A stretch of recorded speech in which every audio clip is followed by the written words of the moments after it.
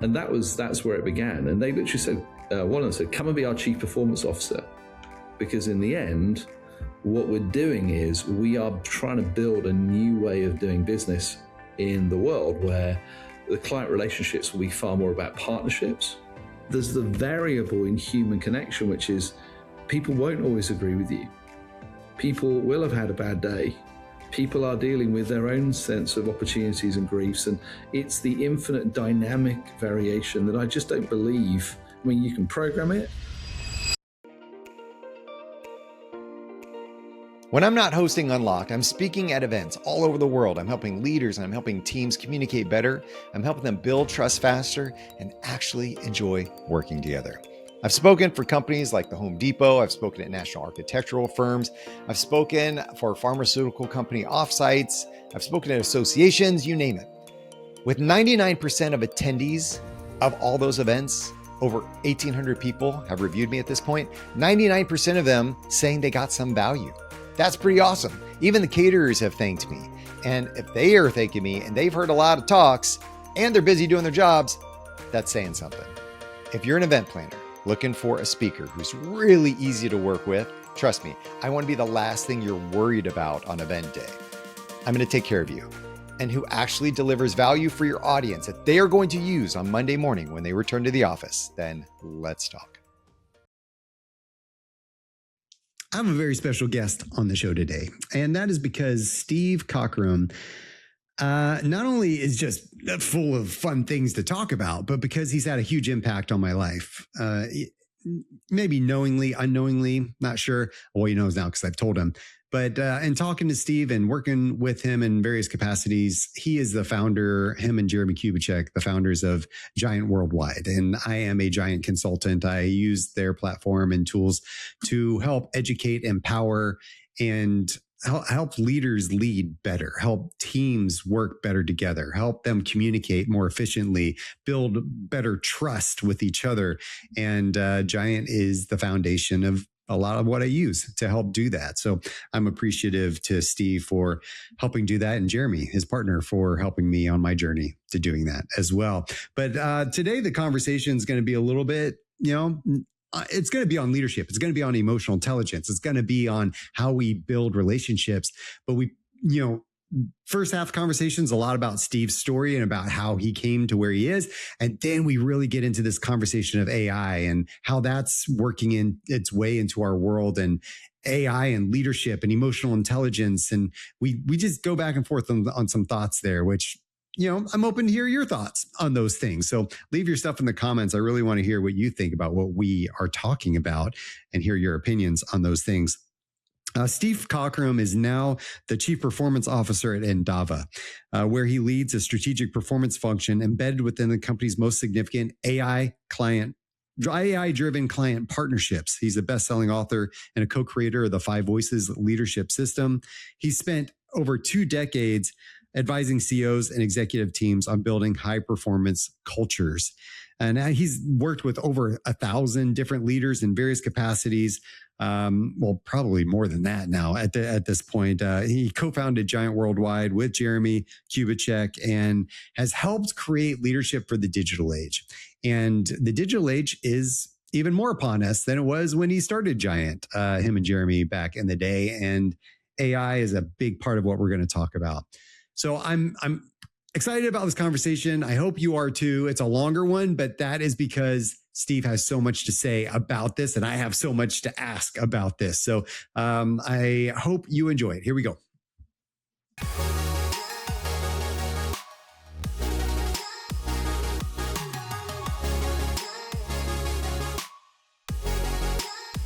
Steve, it is an honor to have you on the show, man. Not only because I know you're going to drop the wisdom for my people, but I personally just get some hangout time with you, which I will never pass up on.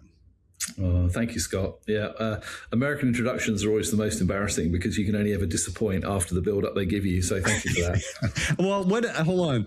What is a British introduction like? I mean, are you like setting the bar really low? Is that what you're doing? No. We kind of build you up, and just before you come on, we cut you off at the knees. So, that's usually the way forward. Okay, that's fair. I guess I'll avoid the British shows then. There you go. So I can continue to feel good about myself when I get on the American ones. Or our usual trick with the Americans is we actually tell you how great you are, but we're telling it with a level of cynicism that you don't pick up, that actually we realize we're actually taking the mick and you don't realize, and celebrate how wonderful what we've said about you is. That's the other British way of doing it. None of which are particularly attractive, which is why I always say I'm an American in exile in Britain with a British passport. So that is brilliant. Okay. Man, you've had a little bit of that American stuff rub off on you. I know it has. So I've lived there for 5 years, and I've spent probably a minimum of 12 weeks a year for the last 10 years in America, Scott. So it's funny that I'm coming to you live from my London office at long last, having lived there for the last 12 years. I know, and your view does not suck. You gave me a little picture of that, so that was awesome. Yeah, man. Let everybody see it. It almost looks like Space World to me. Like I almost look out there and was like, is that even real? So yeah, that's the Shard. There you go. And that's the walkie-talkie. Now, of course, if you go to New York, you've got millions of skyscrapers. We've just got a few, as always. But there we go. It's real. That's where I am. I know it's real because of how gloomy your skies are. So I know that you're not. Yeah, you can't. You'd never fake a blue sky, would you? Really? No, I would exactly. I would know that's fake. Hey, let's talk about this. So we're gonna get into some of your history and where you've been and what you've done. But this new position for you and this new kind of chapter in your life is really exciting. I think from me on the outside perspective to see like what you're going to do there. I mean, let's talk about, first of all, your title. I mean, did you just make that up? Did you come to them and be like, hey, you know what? Do y'all have a chief performance officer? And they're like, no, Steve, that sounds really smart. We would need one of those. Endava were actually our first ever client as Giant. So when Jeremy lived over here, John was a friend of mine, and I'd never sell anything to my friends because, why would you do that? Jeremy took John out for a curry and sold the concept of something called Culture Builder, that because we had no idea what we were doing at the time. And Jeremy did it for about 5 weeks and realized that he was telling a whole load of cynical Brits, you're going to love this. As you'll know, with a connector to pioneers. And in the end, he said, Steve, you may need to look after this account. So 12 years on, I'm still trying to honor that promise. And so I know them well. It's not a company we don't know.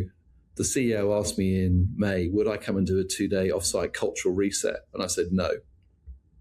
He said, what do you mean, no? I said, well, there's certain individuals, I've told you for a while, you're never going to change the culture while you have certain individuals there that are toxic to it and incompetent. And he went, well, I think you're over harsh. And I said, well, you don't pay me to blow smoke up your backside. Plenty of people do that for you. Anyway, long story short, those changes were eventually made. And in May, from July, I did a 2-day cultural reset for this company. And at the end of it, they literally went, over a few bottles of wine in the evening. They said, fair enough, you've done a great job terrifying us that we realize we have a broken culture. We actually need to build a new business model for the AI world as IT services. And we need to build a leadership model because we haven't lived, it wasn't strong enough to help us behave ourselves in the pressure. So then they said these immortal words, Scott, which we can probably bleep out on your podcast. They go, well, Steve, why don't you put your effing money where your mouth is? And rather than try and coach us how to do it, you've just told us how Herculean the lift's going to be. And we're going to be putting 2 new engines on an airplane while flying business as usual, or trying to. Why don't you put your money where your mouth is and come and be part of the team for a season and actually help lead the change? And that's where it began. And they literally said, one of them said, come and be our chief performance officer. Because in the end, what we're doing is we are trying to build a new way of doing business in the world where the client relationships will be far more about partnerships, where we will basically offer to be the partner to some of the largest companies in the world as they navigate their own AI business transformation. And we think the superpowers that you have and Giant and all the things we benefited from, if you could just sit at the intersection of our big client relationships, so people are signing 5-year deals, minimum 100 million spend a year. So if you could help those 2 separate teams become one team and actually understand what true partnership might look like, not just we're going to buy something from you, you deliver it, or we beat you if you don't. How do we do partnership into a world that none of us have been to before? How do we help you lead into that future? How do we share the productivity gains? How do we partner on products? How we sell for each other? He said, if you could do that, Steve, for 10 of our largest global clients, and maybe where some of them have got a little bit tired and where the relationships are not what they were, could you do partnership retreats for 2 days, maybe 7 people over here from PaySafe, 7 from Endava, or 7 from MasterCard, or whatever it might be. You're the best we know at translating people to each other. And ultimately, if the performance of those partnerships work, you'll more than pay your money. So that's where it began, Scott. And they said, obviously, you being around is a bit like having a grown-up in the room. It's a bit difficult for us as an exec team because you know where all the bodies are buried. You know all our insecurities.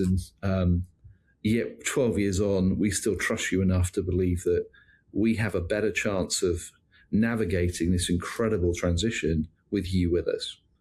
And they all went into bat, Scott. This is funny because you imagine persuading a board that we're about to appoint another white middle-aged male to a white middle-aged male exec team for a role that no one's ever heard of with no concrete deliverables.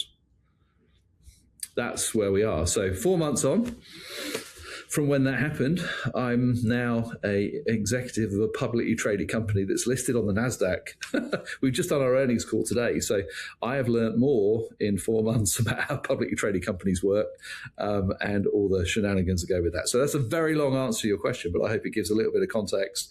How I'm still chairman of Giant. I'm still chairman of Workplace. I'm still on the board. They literally say to me, Steve, you can do whatever you want, but we'd like you to come and be part of it. Have a couple consulting clients, whatever you want to do. But we just think we have a better chance of winning with you here, which has been amazing. So there you go. It's incredible. I mean, when you think about, going and building this thing with Jeremy Kubicek and how y'all built Giant, as entrepreneurs and founders into what it is today, still being part of that and then coming and getting, your first big building, big boy job, right? In a corporate space on the NASDAQ. And it's just such a transition.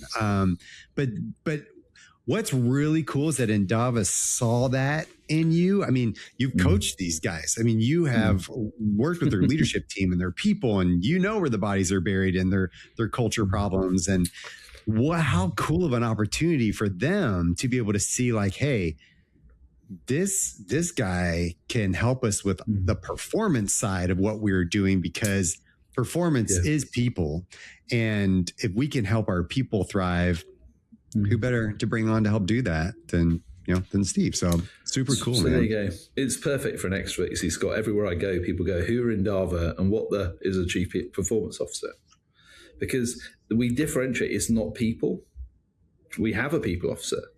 And obviously I work incredibly closely with Letty because they've used Giant to frame out so much of their leadership development over the years. But I said to her at the time, Letty, be honest, Veritas Serum, which is white wine. I said, Letty, if I took this role, would you be okay with it? Because I'm a big character, bigger than ever with the amount of corporate eating and drinking I'm doing. But I said, I don't want you to feel somehow, I really want to know what you think. And she just said, Steve said, she literally went, Steve, if you joined, it'd be the best thing that ever happened to this company. I mean, I'm thinking, well, okay, you've had a few glasses of wine. She said, I never believed it was even possible that somebody who's been as successful as you would even consider coming and being employed. She said, I would love it. It would be amazing. Would you invest in me? So that was one of those ones as well, where I go, politics, I realized, Scott, is that, Giant was one of the purest cultures I've ever been part of. I mean, the love we had for each other and the honor that was, we lived our values. I'm literally in the middle of the square mile of London where money, sex, and power are real. And I've, if you think, had quite a closeted life. I was a teacher, a pastor, a coach to pastors, then the Giant.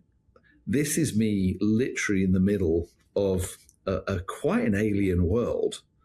But ironically, by me being me, everyone seems to think that somehow I'm a cross between their father, their pastor, and a grown-up who really doesn't carry a huge amount of insecurity, or not like I'm trying to prove myself to everybody. But for me, there's an amazing group of people. I feel like I've been allowed to have a 12,000 kind of almost church to lead, ironically. And they all come to me for advice. I'm probably one of the oldest here. They're all young, cool, hip tech trendies, and I most certainly am not, I'm afraid. But hey, amazing sometimes how the things that we do in our life we get surprised by. And this has been a big surprise for me, but I'm enjoying the challenge, and I'm learning a lot about AI that I would never have learned any other way, I'm sure. Yeah, and I think that in itself, and bringing you in, I always talked about this too. When I ran my design agency, it was, companies would say, hey, well, do you specialize in education, doing design work and brand strategy for education institution? And we were like, nope. And they're like, great, we want you. Because all these other companies that do that, they just give us the same stuff. It's just rubber stamped, process and solution. And I mean, it's less of a on-ramp because they already understand our industry and we don't have to educate you. But the product we get at the end is kind of the same. So I almost see it like being that for you, an opportunity to bring in an outsider, somebody who's not in this world, who hasn't been, indoctrinated with the world of corporate, whatever, and bringing you in as an outside perspective. And I mean, granted, Endava very well, but this world's a bit different, Well, I'm constantly surprised, Scott, by the level of favor that I receive, and people being almost overly generous in their gratitude that I've come. I think when, if you imagine an IPO is a big moment and, you ring the bell and the share price is 25 and it went all the way to $170, there's an awful lot of people who have been hugely successful, shall we say, but the AI disruption and post-COVID has gone all the way back down to $7. Well, that's a dilution of people's value that is significant. And I think there's a humility that comes with that. And in a sense, the fact that I would join probably at the lowest point of the share price ever. Most people don't do things like that because it's like going, well, historically, most companies that go up and down that way don't recover. Not necessarily in the way that I think this one will. And so for me, it's like, okay, I'm just being obedient and feeling incredibly privileged to be here and part of a team. So one of the things that for me has been the biggest leadership lesson is to go, historically, I've only ever played 4-ball, better ball golf or been the player coach of a basketball team. And now I'm playing rugby. Okay. What do I mean by that? Well, I'm a very high express control score person, which will come as no surprise to anyone who knows me. I might seem very jovial and nice and kind, but I usually like to be in control of the outcome, whatever sport we're playing or whatever business. So if you think 4-ball, better ball golf, if you're my partner, I love if you can play well, but ultimately I can still control the outcome of the game by how I play. In a basketball game where I'm the player coach, I've hand selected probably 5 or 6 people that I think are world class in what they do. And if really we get into trouble, I can call timeout, gather everyone around, get the little whiteboard out, draw around and go, Scott, you're free. You're going to take this shot to win us the game. So I have not quite the same control as I do in a game of golf, but I do have a lot of control over who takes the shot and who goes where. Rugby, okay, is a game for 23 players, 15 on the pitch at any one time, where everything is about the sublimation of ego for the good of the whole. So no one individual in a rugby team, I'll come on to American football in a moment, so don't worry. No one individual in a rugby team can win the game on their own. In fact, what they show is if you have 3 star players in a rugby team and the other 12 are at bang average, the 3 get injured because they try and do too much to carry the team. Now, so if you think about it, American football is rugby on steroids, where you're not even on the pitch with the same players.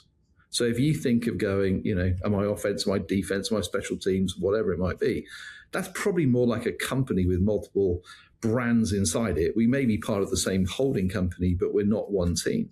Endava is one business delivering one set of financials, but the reality is no one individual in the team can actually do it themselves. And that's been a real challenge for me, because I'm used to being the star of the show, for one. Obviously, that comes very humbly. And I'm not the star of the show here. I'm always been responsible for revenue, and I ultimately can't shift the revenue numbers here directly. And me choosing to be part of a team and play a small part, well, actually for me is a learning that I hadn't realized I'd never had, because I've coached people, obviously, but actually feeling the powerlessness at times of going, I actually have to trust the people that I'm with. And that in rugby, they tell me there are certain positions where you are often not seen by the crowds, but the team know that because you play the role you play, everyone actually gets a chance to play better. But rather than be the star players on the wing or the fly halves that score the points, this is the first time in my life I've been in one of those unseen roles that actually makes the whole team better. In rugby, they call me the number 6, which is the blindside flanker. Obviously, Americans are loving this right now, Scott. I can see that. I don't. But you rug what? Rugby. Rugby. Gotcha. I think you boys play it. So, but I'm always trying to share what I'm learning, and then I try and make it into a story and a visual that people can understand. So I have incredible admiration now, more so than I've ever had before, Scott, for anyone who's prepared to be the CEO of a rugby team. I cannot even imagine what it's like to be the CEO of an American football team, where how do you influence the culture when there are so many other people that you have to lead in that place? So, I'm not sure whether I'll ever be allowed to play American football. That's a metaphor rather than for real, by the way. But I go, it's complicated enough trying to lead a 12,000 person organization in 61 locations around the world when actually you don't have all the levers of power. So maybe that's a humbling experience for me, but probably something I'm learning quite a lot at the moment about. And intimidating. Like, do you feel that you can make an impact on a 12,000 person organization when you came from, a company like Giant where there are not 12,000 people, right? I mean, how do you go into a situation like that, understanding, as a chief performance officer, that's a label there, like performance. We want performance, right? And how do you address that? Well, I'm working at it. I think one of the things has been is I basically said, we recodified a leadership model, because I said to the guys, look, if it's not codified, it can't be multiplied. But here's the problem. If we don't codify it and we don't model it and reinforce it in the way we promote and the way we reward people, it won't live. So I think that was one of the key things, Scott, where, from the offsite, I actually said to them, what are we prepared to commit to? And if we codify it, we're going to have to model it, guys. And if you really want me to come and do this, one of my roles is to make sure that in Lencioni's language, the executive team is the healthiest team in the organization. And you haven't been. You're naturally siloed by dint of your personalities. There's INTPs everywhere, creative pioneers. So I said, that's a big thing. If we're going to go and me say, this is what we're committing for every leader, every team in Endava is going to carry this DNA piece. That will make a difference, because I know unless things have executive sponsorship, they don't happen. So it's been really interesting for me being on an executive team where if I ask for anything, everybody drops everything to do. If I say I'd like to meet someone, they cancel their meetings. I mean, like, that makes me feel like, whoa, I'm not that important. But because the corporate world respects authority, almost like the military. They might bitch about it and they might say, you got the job instead of me. But the reality is that there's a much greater sense of we follow.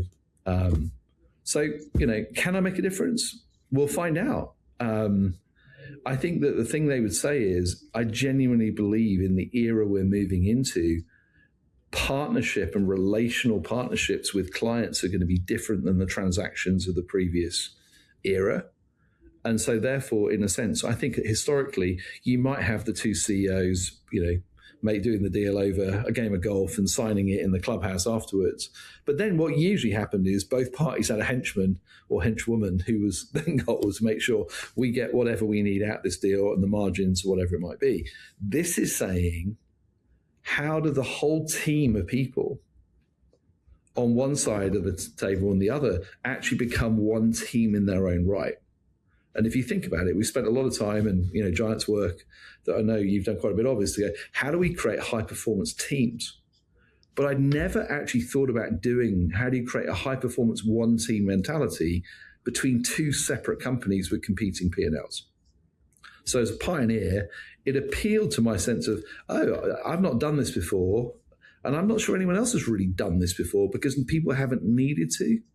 So if I look at the partnerships that are being signed at the moment by by Endava, I'm schizophrenic, forgive me, Scott. Some of these, people are signing 5-year deals with us because they want to be partners with us because they trust us. But if you think at the speed that technology is moving, who knows what's going to be happening in a year's time, let alone 5 years' time. And the idea being is that every person actually has to buy into this partnership model. And there may be quarters when the partner, one side needs more of the margin than the other. And I think that for me is an interesting frontier of going, I get to bring all the things that I am and that we do and that I've got team for, and actually try and do something that hasn't been done before. If it works, if we can deliver it, and I'm convinced we can, you imagine what it does when you have a reputation for being the partner everyone wants to work with, because not only do we sign a commercial agreement for 5 years they call it the Bible, which is fascinating to me. But then after 2 to 3 months of the initial engagement beginning, we take them away on a partnership retreat where we actually do deep dives with everyone before they come, so we know how they're wired. We do synergy and conflict. We have honest conversations about what are your fears coming into this? If this thing doesn't work, why is it not going to work? What would winning mean for both parties?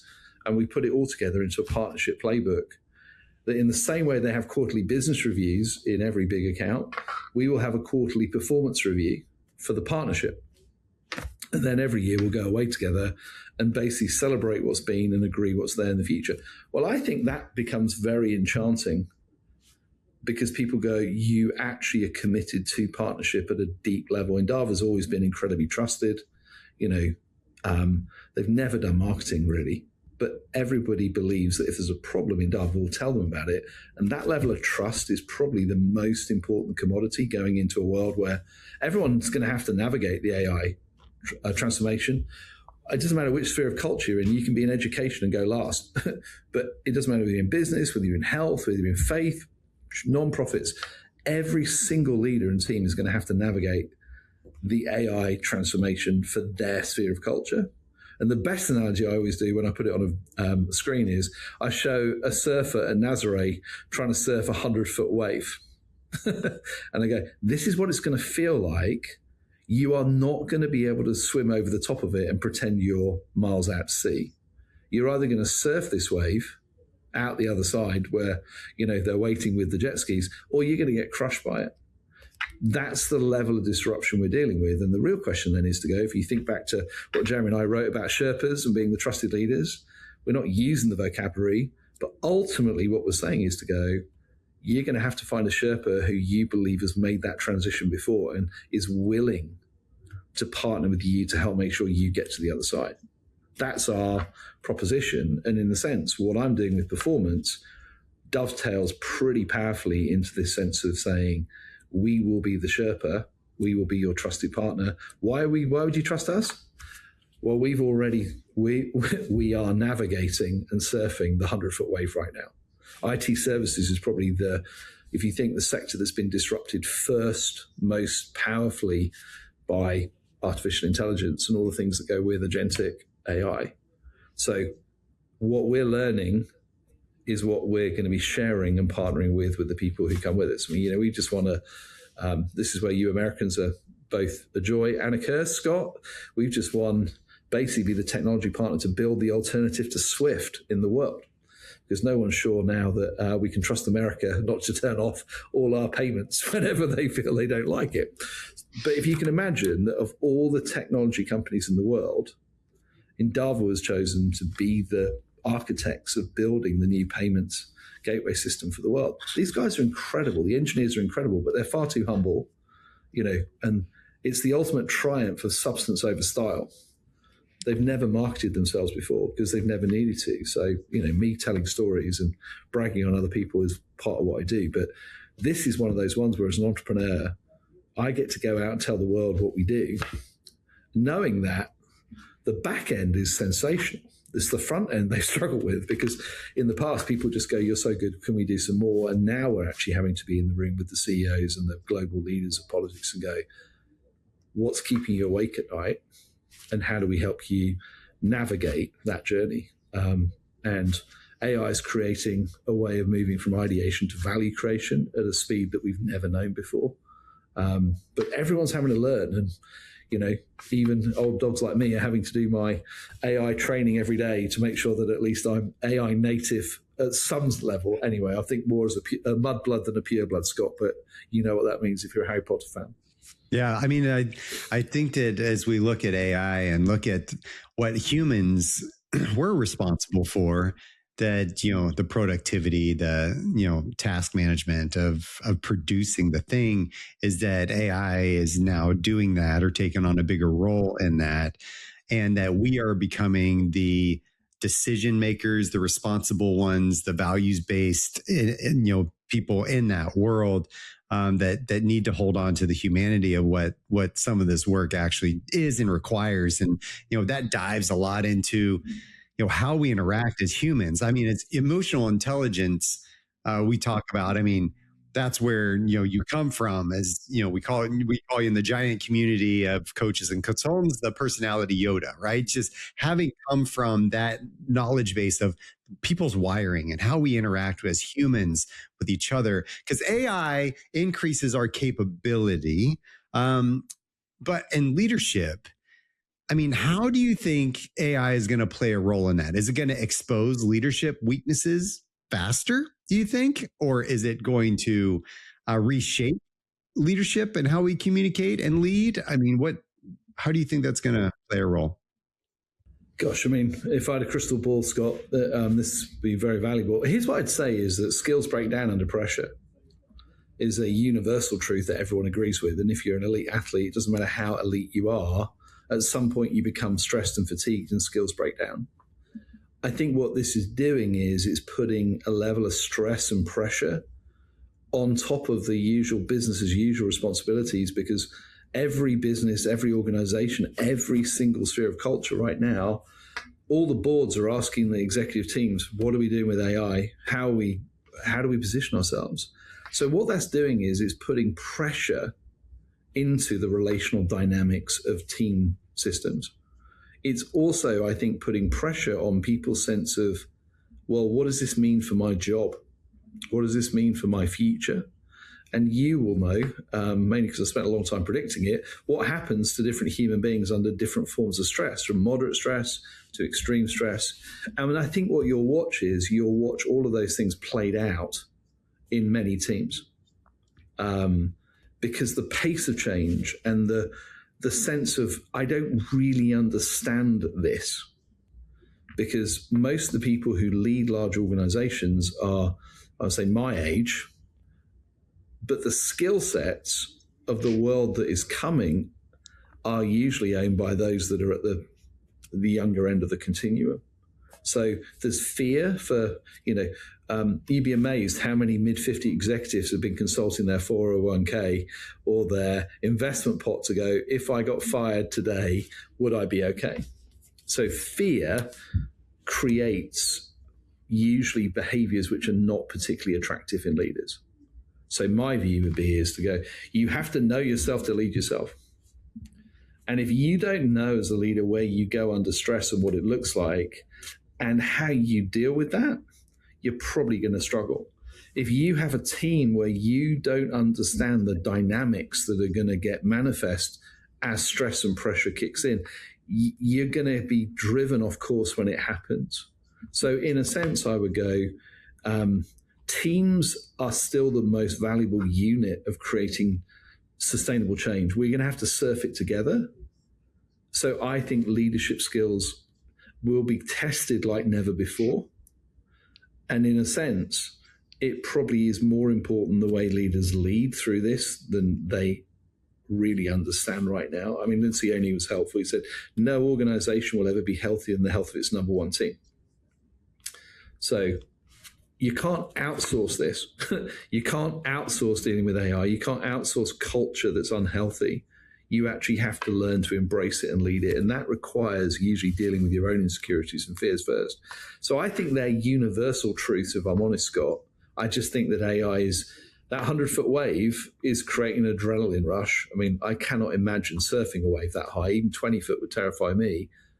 But to think we're going to have to actually ride it or die is stress-inducing for most people, particularly when we go, I'm not really sure I'm a big wave surfer, Steve, because that's what it feels like to most people at the moment, trying to think, what does it mean for my job, for let alone all the people that as leaders we feel responsible for.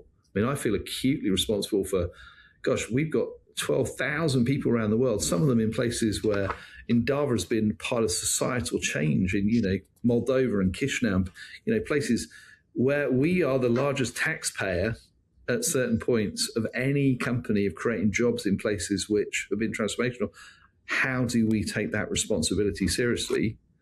I think that's part of the reason why I love, where I am at the moment, because we can't guarantee everyone will have the same outcome, but we can actually at least commit to equality of opportunity. And I think that's the bit I would say to people in their fear.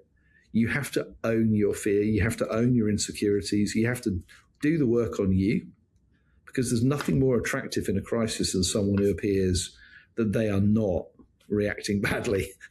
And I think that may be part of the reason why they like me here, Scott, because in a sense, I've got nothing to hide, nothing to prove, and nothing to lose, really. Sometimes just being a grown-up in the room and choosing to be able to help other people and just remain calm under pressure, I think that will probably be one of the most valuable things that leaders can be. It's probably as much of what we be as what we do at the moment, because the people who are going to solve these problems are probably not around the exact table. This is true. I mean, they're out there somewhere. And I think you said something earlier too about, the older generations that are there.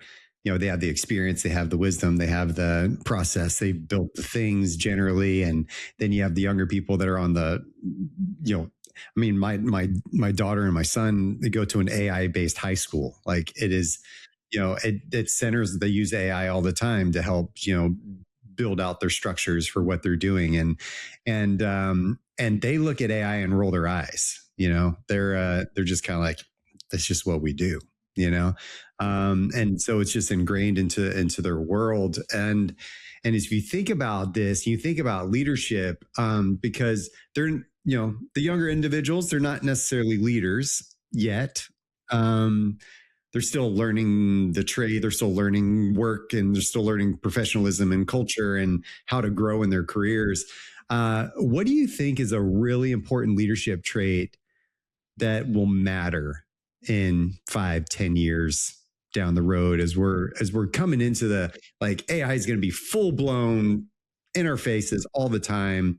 We're going to have robots working side by side, doing all of our stuff like we do now in some instances. But what do you think leadership trait? What's going to matter? This may seem self-serving, but I actually believe that the ability to establish, maintain, and develop long-term relationships and trust will become more valuable, not less valuable. I think most people have known it's true. Some have paid lip service to it's true and hope their intellect would get them through the answers. I think that piece of human connection and being someone that people enjoy being with. I mean, it won't be long, by the way, before anything that appears in the digital space will be questioned whether it's real. So I see you on a screen, but is it really Scott Waldron? Yeah, I'm receiving an email and a video message from you, but is that really you? There'll come a time when actually probably we will only really trust when we're together. So I think we will actually end up more relationally connected physically than perhaps even post-COVID we thought we'd be. So what's the most important business skill? I would say it's to be somebody who knows how to connect with people, knows how to build influence with people, knows how to be stable and trustworthy as a partner in whatever you're doing and adding value to those around you. None of that is rocket science, Scott. I think it's pretty much the same as we've done. I'm just saying, I think that relational influence and that network of influence will become more important than ever before, because in a sense, we're not going to be differentiating based on, my agents will be just as good as your agents. The question is ultimately, who do I trust if it goes wrong? Who do I want to be in the foxhole with? Who do I believe will be a man of integrity? Who will be somebody who ultimately will actually choose to prefer me over themselves at times in the deal? That's, I think, historically what most successful business people will tell you that was the truth. I just think it's going to have to happen at far deeper levels, because ultimately we're never going to be able to compete really in the IQ space, even if we ever could. So that would be my top tip. Self-awareness is the foundations of others' awareness, influence, building relational trust, not blowing it, being men and women of integrity. I just think part of we've had a period of time where it said, this may be a bit more controversial, so you can edit this out if you want, but I think that there was a time when it was like, judge me as a leader on what I achieve, not who I am. And I just think there's a generational reaction to going, whether it was Me Too or whether it was Epstein or whatever it is, that goes, I'm not prepared to separate your character from your competencies. And you can be the most competent person in the world. Jeffrey Epstein was phenomenally competent. I mean, as a manipulator of people, this guy was like right up there. And a lot of people trusted him in a way that they're probably now regretting and thinking they get away with things. So for me, I would say as leaders as well, I think the younger generation are looking for your competence to match your character. And most people find it easier to be competent than they do to allow their character to be the thing that people see, because that's why we trust people. If you think of influence, influence model is character. Do I trust you? Are you a person of integrity? Chemistry is, do I connect with you? Do I like being with you? Competency is, are you competent? Do you have a proven track record of competence? And are you confident in it? And then credibility. Do you have the ability to understand the uniqueness of my challenge and apply your competency and character to help me solve the problem that I have on my side of the aisle? That's where relational influence and impact comes from. And it exists beyond transaction. So that's probably, that's not a new answer to me, but it's probably one that I would say it's even more important now than it's ever been. So is there a specific behavior in there that you think that AI cannot replace? Yes, I think I would believe that we as human beings were made for relationships, and that we find our deeper sense of meaning and purpose inside relational connection. I remember a psychologist friend of mine telling me, Steve, why everyone's getting so weary doing Zoom calls during lockdown. Now, I know some parts of America never locked down at all, but we did. And I ended up having to do 45-minute Zoom calls, not back to back, because I just got so weary. And he said, you know why? He said, because human beings, when they see someone, there's a part of them which reacts viscerally to the sense of wanting to be with that person. And then what they feel emotionally connects them with their intellect that tells them, yeah, I may be with Scott, but I'm not really with Scott because Scott's on the other side of the world.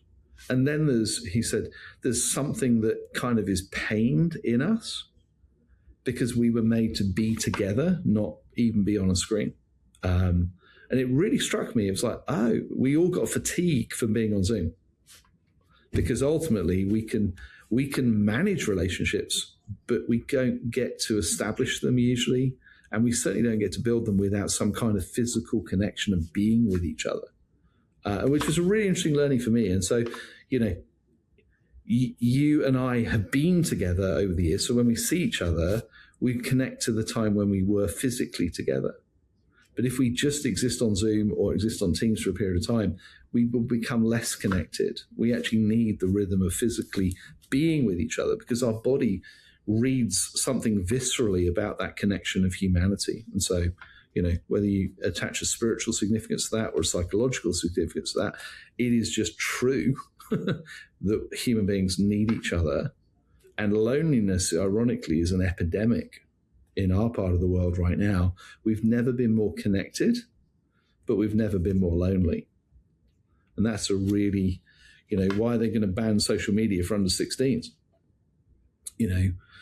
Because in a sense, they're losing the ability to be with each other. They would rather text each other than even call.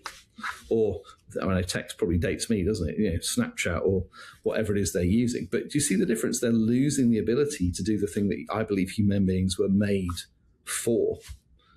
And that, I think, is something we have to guard against as leaders. Because just remote teams, by the way, if you're the leader, you need people with you regularly, even if you don't want it. Tell me about, so I heard a story recently. There's some new restaurants. I can't believe I think they're in New York. They must be in New York just for what they're doing. But they're actually building some tables and some structure around you, and you can set up different devices around the table to have interactions with different people, whether it's a screen or whether it's AI or whatever. And so I'm interested about that. And when you're talking about human connection and our need for human connection, AI won't be able to replace that necessarily as your argument for that human connection.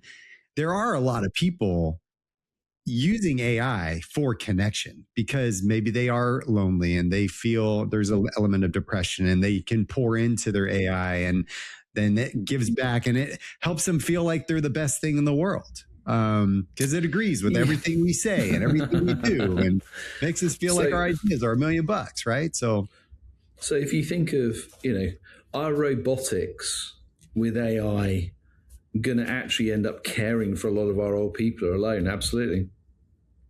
So the difference between what is good and what is best is different for me. So if AI is able to become something that becomes a companion and cares for and gives a context for the loneliness piece to be dealt with, part of me goes, yes, I get it. But if that's what we hold up as best, we're going to miss something fundamental, because I truly believe in the same way that the Zoom connection felt amazing when I see you, and then I feel a loss when I realize you're not real. I think that will still apply to anything that AI does, because I think there's the variable in human connection, which is people won't always agree with you. People will have had a bad day. People are dealing with their own sense of opportunities and griefs. And it's the infinite dynamic variation that I just don't believe. I mean, you can program it, but I still don't believe it will be the same. So am I going to be glad that robotics and companions and, I don't know about you on social media. I mean, I turned off social media for January as a fast, apart from LinkedIn. I've not turned it back on because I don't need an AI companion who tells me she can meet my every need and will never say, which seem to be on every piece of feed. And I'm going, I'm sure it's incredibly attractive. The thought I have somebody who knows is willing to basically meet all my needs. But I'm not sure necessarily that's probably the best point for human beings to interact. I actually quite like the fact that I have to deal with my selfishness, that I actually want my own way. And I would say for most men as they grow up, you go through stages of learning to deal with how selfish you are. When you get married, in my case, that was a moment where not everything was dependent upon what I wanted. Throw in children, that's a variable. Then you have caring for parents that need you in older age. And the ultimate one is having people live with you who are not part of your initial culture.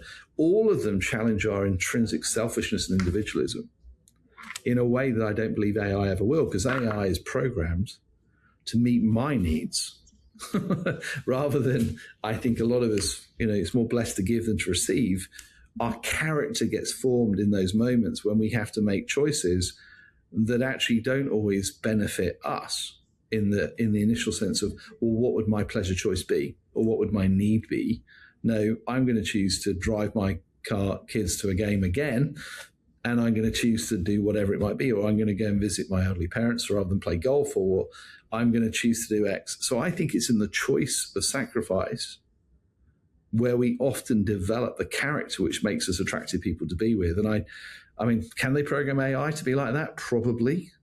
But I don't think that's what human beings want in their AI companion. They almost like someone who's reinforcing what they want to hear or meeting my individual needs. I mean, I sound like probably I'm speaking from a bygone generation, but I still intrinsically believe there is something about human interaction and connection which forms us in the adversity, Scott, that I'm not convinced you get with what AI is promising to be for me or for other people.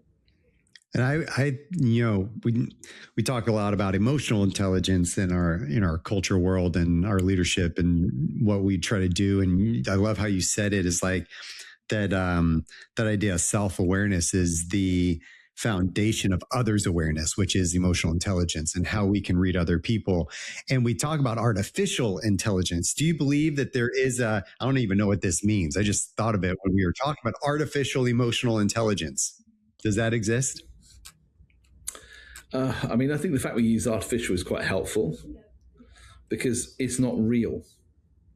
So even emotional intelligence, I think, is easier to learn than relational intelligence. I think relational intelligence is probably the phrase I use to go, how do I build relationships with human beings who are also dealing with their own stuff on a daily basis? So I always say, it's like leaders, guys, if you think leadership and developing other people is easy, you've never really done it. Because I'm a variable, you're a variable, and in any given day, different dynamics are going on in our nurture and our choices. So learning how to calibrate, support, and challenge for people is so difficult. How do you train an AI to replicate the variables of the ups and the downs of being a human being? Can you teach them to go through loss, or, they're experiencing what it means to have cancer, or, they're afraid, or they're, all the things which go with the territory of being a human being. I'm not sure we're ever going to believe that a machine feels that sense of loss, or that sense of joy, or that sense of, a newborn baby versus the death of someone we loved, or a terminal diagnosis, that what it does to us as human beings. I just don't believe, even if they know the words, I just don't believe they have the relational intelligence for us to believe it's real, because that's not what they're dealing with. That's an initial response. I don't know what you think about that. Well, I mean, I think that I'm on board with you a bit. Challenge it. There's a Johnny Depp movie. I forgot what it was called. Do you remember what it was called? There was like where his intelligence, his conscience was put into this computer. Of course, it was a Johnny Depp movie, right? But it was like, it was his intelligence. He was working on this with his wife, and he died. He got some illness, but they took his conscience, his brain, his soul, but I guess what they were saying, and put it into this machine. And she was able to interact with it and hear his voice. And at some point, he got so smart, it got so smart that it created a physical manifestation of him. His wife could not discern that between the real him and this artificial him.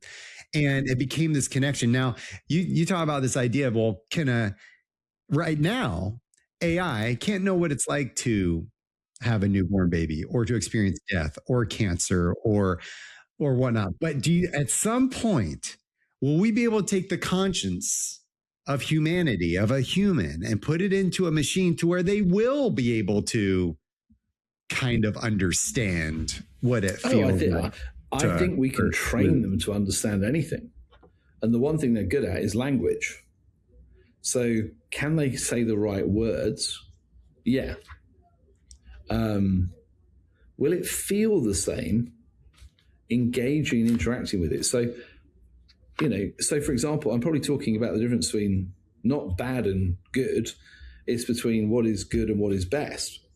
So for somebody who misses, an elderly person who misses their partner of 50 years, to have someone who looks like them, sounds like them, and cares for them, go for it. it might get 80% of the way there. But the question is to go, will it ever feel the same as the person that they knew was another human being? I don't know. I mean, I think you can get close, but I'm not convinced. If I had a version of if I lost Helen, would I like a permanent reminder of her and thought like her and cared like her? Absolutely. But I'm not sure it would feel the same. And that's where I have I guess from a different set of views, the kind of the uniqueness and the sanctity of humanity as the pinnacle of creation, and that somehow we were made for connection with the one who made us and those around us.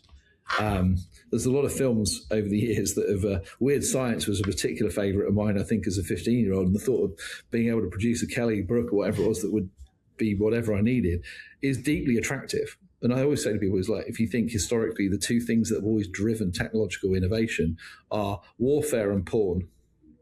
They're the only things that make money on the internet for a long time. So I can see all kinds of ways that people are going to monetize the combination of these two things. Is it going to be helpful for humanity? I don't know. If people end up dependent upon a relationship with a robot that has the personality and the wiring and the ability, is that actually going to be good for us? I don't know. If it stops us getting out and actually being real and vulnerable with people that challenge us to be selfless, not selfish, I think that's the bit for me, is like, who's going to hang out with a selfish robot? I don't know.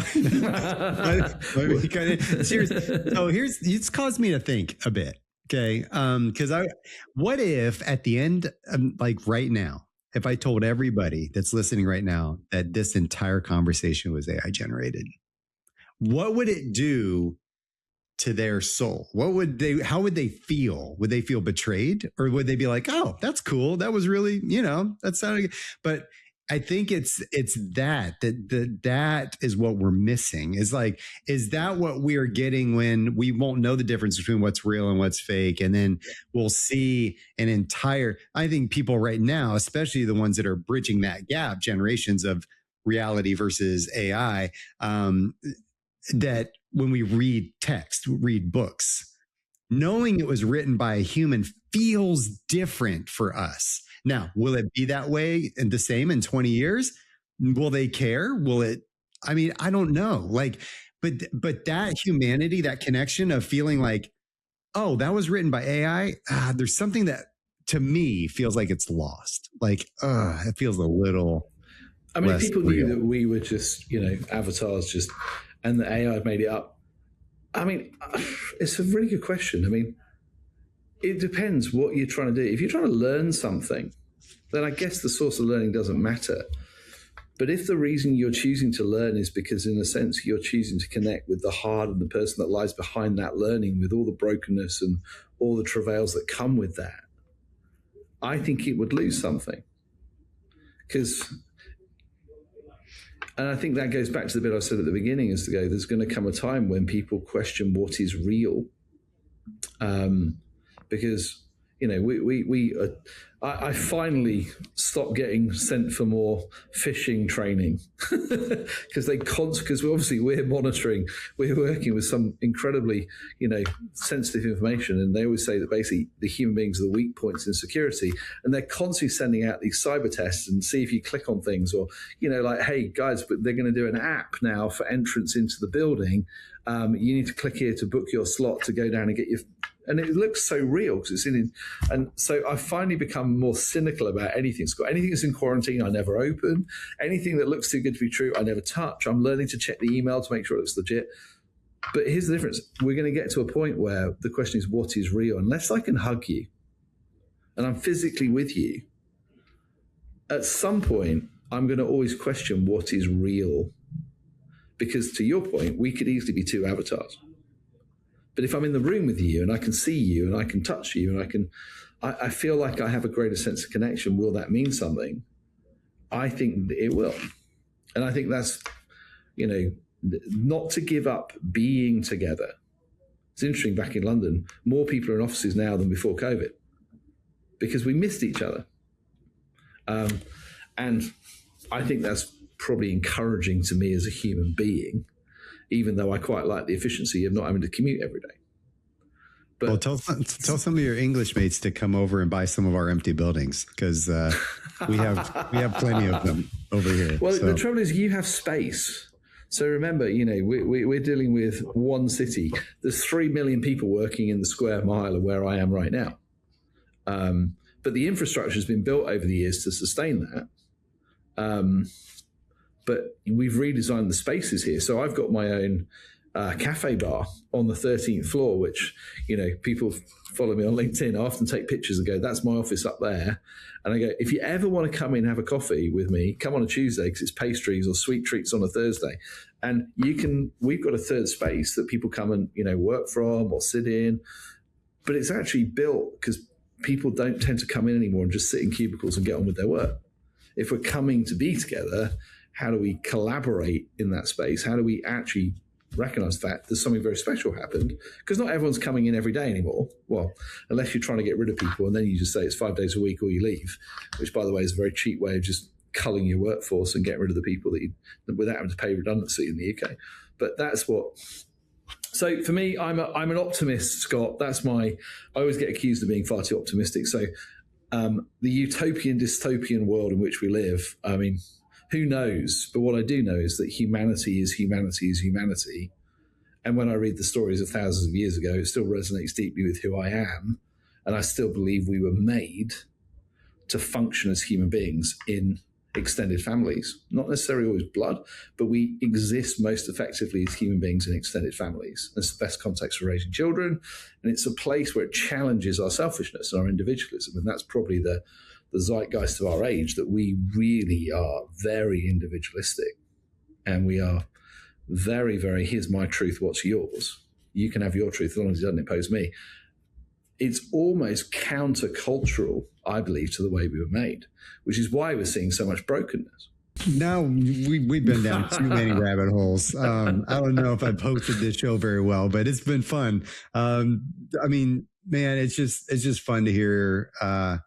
You're just different in the way that you share your ideas and the way that you gain your perspective, and just the way you've interacted with so many, thousands of leaders. You've talked to thousands of leaders in the course of your career with Giant and Endava now. And just the wisdom you've gained from that's really interesting, because I know I'm hearing like pieces of it from so much experience. And You're so very kind. Really I always say that when you get to my age, you usually need people to ask questions to access the unconscious competence.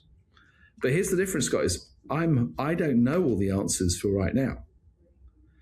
If you listen, what I'm really doing is I'm trying to pull from the things I believe to be intrinsically true, and then extrapolate that into how I deal with a reality which is rapidly changing from any that any of us have ever known. So I'm always trying to anchor the truth in a bigger truth, which doesn't make me postmodern, by the way. So for me, I find a great deal of comfort in knowing that actually I sit inside a bigger story, rather than it being a completely random chaos that we're all heading towards some dystopian, human beings have an incredible capacity for good and incredible capacity for evil. Human history teaches us that. So I don't think you can disinvent technology when it's been created. The moment they created the nuclear bomb, you can't uninvent that stuff. And we've had to manage how we try and navigate the complexities of that, from the Cuban Missile Crisis to Iran today. I think the same will apply with AI. I think that what always has the capacity for great good can also be used for great harm. Facial recognition and gait recognition technology means that Big Brother is always there now. So, I'm glad I don't live in parts of the world where the ability to protest now is gone, because they know who you are, whether you've got a mask on or not. I don't think I'd want to live in that country. But that's AI. If you think of the technology that allows people to do that, it's incredible. But that doesn't necessarily mean I want to live in it. So somehow humanity always finds a way, hopefully, to rise and find a way to collaborate for our mutual benefit. But I think the liberal world that somehow we're moving towards a global democracy where we all love each other and, we'll share the resources more evenly. I mean, I think where we are right now, the world is more frightening and more polarized and, in a sense, more fearful, I think, for people. And AI probably will help some of it, and it will cause, by the look of it, a great disparity between those who have not. So, we'll have to come back in a couple of years and see what happens. But yeah, a 100-foot wave is a 100-foot wave, and you're learning to surf it and navigate it is not a simple thing to do. So anyone who says this is easy has not really grasped it yet. The optimist in you, though, I assume, believes that good will triumph. The good in people will triumph. Well, I think probably my confidence is more in the one who created all things. So in a sense, there's times when I look at it and go, this is just a shit show. But ultimately, so that's what I'm saying is, if you believe there is a purpose behind humanity and creation, and that somehow it is not some random collection of atoms and molecules colliding and doing those things, that there is a creator, that there is purpose, and that we find ultimately our place in the insecurity based on who we are and our identity. It's really hard to navigate this world right now if you have nothing other than, I'm going to make of it what I will. So that's probably for me the most important thing of going, I'm not God, which is going to come as a huge surprise to most people. I'm not. And I am so finite, and I don't understand everything. But that doesn't mean that I haven't found a place of peace in it. And I think that's the bit which for me is I always come back to and go, I don't have to have all the answers, but I quite enjoy the exploration of trying to work out, like I did with all the personality stuff, well, how do you make people unique and different?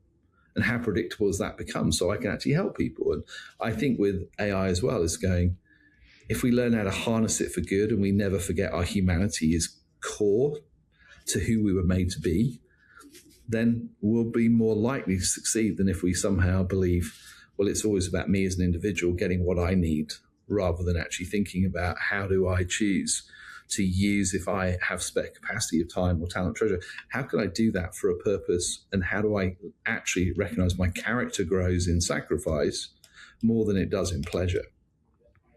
Individualism often leads to selfishness, which leads us to a choice which says, I will choose always what is most comfortable, most pleasurable for me.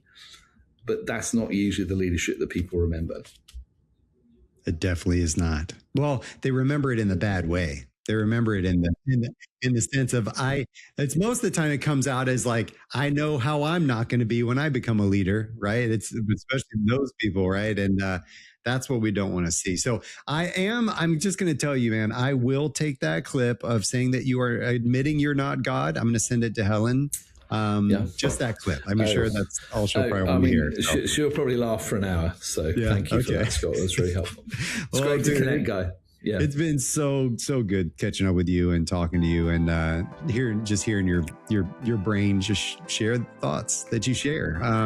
It's been fun, man. I really appreciate it. I know you've done some good here for us today, and good luck over there at Endava and the impact you're looking to make over there. Appreciate you. Thank you, Scott. Are you feeling some pressure? Are you feeling like you see a giant 100-foot wave coming at you and wondering what to do about that? Wondering if you are able to surf a 100-foot wave or how you're going to navigate it when it crashes? I mean, we're all going through this right now and trying to navigate it, plan for it, understand it. It's something maybe that we haven't ever encountered before in this way. Okay. I will say technology is always advancing. There are many of us that have endured technological advances and change in our culture and in our workplace. And this is yet another one. Now, it's a huge one, and it will, I in fact believe it will define a generation. But how we move through this well is really important. And I think that the pressure is what's really important to think about, and how our fear is manifesting itself in our behaviors as leaders and what we're doing about that. AI is putting that pressure on relational dynamics and how how we interact with each other as a result of AI introducing itself into our workplace and into our workflows and into our products and services. And that's a big deal. Connection with people ultimately is what Steve was preaching. Our humanity, understanding that when I can be in a room with you and touch you and hug you, that is a manifestation of your humanity and reality to me. And when we can start to really understand that and embrace it, I think we'll hopefully create more opportunities for that engagement with each other. That ability to, I'd say, up-level our empathy, our understanding, our curiosity, and our hope in each other and our hope in humanity as a whole. If you want to find out more information about me or check out the show notes where there's going to be more information and links to the things referenced in this episode, visit scottwaldron.com. And lastly, I'm asking for a little bit of love, just a little bit. So please take a moment, follow, rate the show. The algorithms like that. It helps me get the word out. I really appreciate it. Thank you. And until next time, stay unlocked.